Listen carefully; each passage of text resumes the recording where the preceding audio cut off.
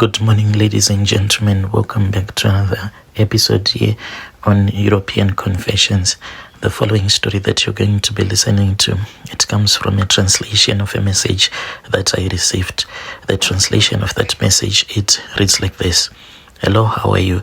Can you please post my own story? Is anonymous. Brother Nashi, I am a South African man who is aged 35 years old. So there was a time when I used to work as a security guard before I started making money.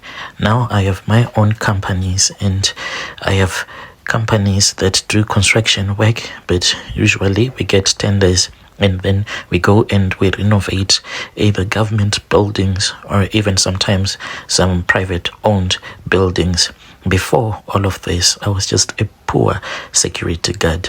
Whilst I was working as a poor security guard, that was when I came across a man who assisted me, a man who was like a brother from another country. We were both struggling. We were not making a lot of money. And at the place where we used to be security guards, it was really dangerous. I still remember that there was this other day, it was raining. And then we woke up. When we woke up, we then saw that there were other thieves that were busy robbing this other supermarket. What they did to that security guard, it was really horrifying. They had this other very big stick, and this stick, it had nails that were coming from all sides. They beat that security guard up so much that I felt so sorry for the men.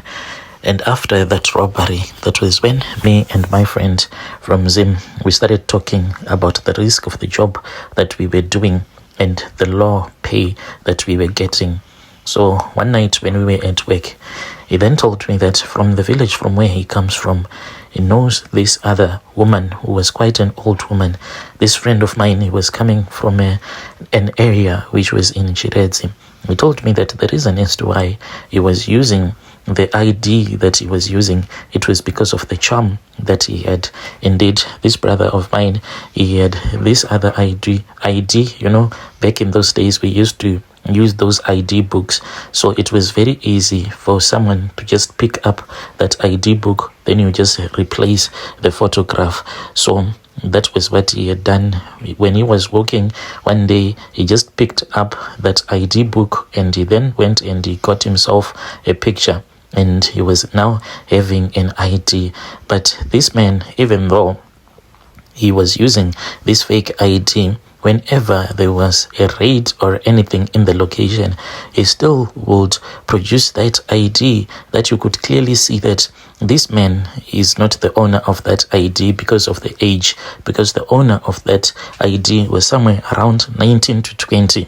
And at that time, the man, I think, if I can calculate his age, it was somewhere around 31 to 32. I asked him, how was it even possible? Because it did not even make sense. He told me that the reason as to why when someone would be holding that ID would think that it belongs to him, it was because he had these other charms that he was using. These charms he had been given by that woman from his country. And I said, please reveal to me those charms. He then said that the next day, after we would have knocked off, then we would go first to his house. We then went to the place where he was renting, and then underneath the bed, he took out this other red cloth. This red cloth was tied, and in that red cloth, there were different things, some of them that I could not even understand. And then he showed to me a lucky bean, like it is a seed that is red in color. That was what he showed to me. And he told me that whoever has that lucky bean, but with the charms, you can do anything that you want because you will have good luck. He asked me and he said that, do you think that someone who has good luck can be arrested? And I said no. He then said that, so that night when it was raining, why do you think that those thieves, even though they saw us, and they saw that we were going to be witness because we saw them robbing that shop and beating up that man, why didn't they come to us and maybe shoot us or kill us? And I said, I guess that we were lucky. He said, no, my friend, it is not that we were just lucky. It is because of this charm. As long as you are around me, you will never have bad luck. You will always have good luck. So I then begged this man and I said, since you know someone who can assist you by giving you this good luck, why can't you talk with that person so that at least the person can try to give us some charms so that we can make money? Look at the way that we are suffering. We will work as security guards until when? Please make a plan and speak with that woman. When he went to his country, he then returned back with a very good response. He told me that the Sangoma had spoken with her ancestor and the ancestors had told her that it was fine. She could help me to do those Ngathwala rituals. We raised the money and we then went to his country. We just got onto the bus and then I was in Zim. For the first time in my life, I was in another country, because ever since I was a young boy, I had never left my own province. But there I was in his country. We drove to that village very deep in Zim. When we got to that village, we stayed at his house and I saw how humble his family was. He had his wife and 3 children. And what amazed me about the wife was that I saw that she was quite a faithful one, because this man, he could stay for years here in South Africa, but he will still return to his country, and his wife was there. We then went to that woman's house.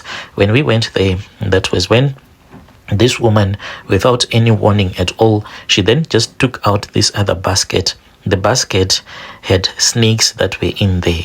Each and every snake, I was told, could give me money. Your cobras, your puff adders, even a python, a black mamba. I was then told to pick up the snake that I wanted. All the snakes in there, they were really scary, until she just said, pick one, because time is not on my side. I still need to assist other people. I then picked up this other cobra. It was still small at that time. After I had picked that cobra, that was when the woman went outside and she came holding a chicken. She told me that I was supposed to eat that chicken. So I started eating the chicken. When I said that eating the chicken, I ate the chicken whilst it was raw. And after eating the chicken, then I was told that this was a way of that healer connecting my heart to the heart of the snake that will be giving me money. We returned back to my country, and my friend, he was here just for a little while. When we started making money, he then told me that he was returning back to his own country. I started my own construction company, hired professionals, and then we started applying for tenders, and we won a very big one. From there on, I started making money. So, Brother Nashi, when I was still poor, I had my own woman whom I had 2 kids with, but as we are speaking right now, that woman is dead. My kids are dead, for I was told that this snake was going to become my family. When I was told that this snake was going to become my family, even that friend of mine, he was told the same thing, but he negotiated his deal, for I did not understand what it meant when they said that the snake was going to be my family. As for him, he negotiated and he said that, is it not better that each and every year I call my relatives? When I call my relatives, then we have sort of like a ceremony, a traditional ceremony, where they slaughter that cow, and then they eat the cow, and then they just leave everything. All the meat that will be remaining, it is supposed to be left outside, or they would leave it in the forest. So as for me, I was like calculating. I was like, I am staying here in Soweto, and if I have to do that ritual where I slaughter a cow each and every year, what are my neighbors going to say? What are they going to say about me? So it was too much of a hassle for me. So I just said that since I'm staying in the city, this snake is going to become my family. Little did I know that this snake, when it said that it wanted to become my family, it was going to demand the blood of the woman who gave me 2 kids, the blood of my kids. Even if I have all the money that I have right now, but I have no one to inherit the wealth. Yes, I do have my uncles and my cousin brothers, but I thought that I was doing this for my son. But my son, he has since passed away. There are times when I go and visit their graves, for they all died on the same day. And it is quite a very painful thing to do when I go and visit them at the graveyards.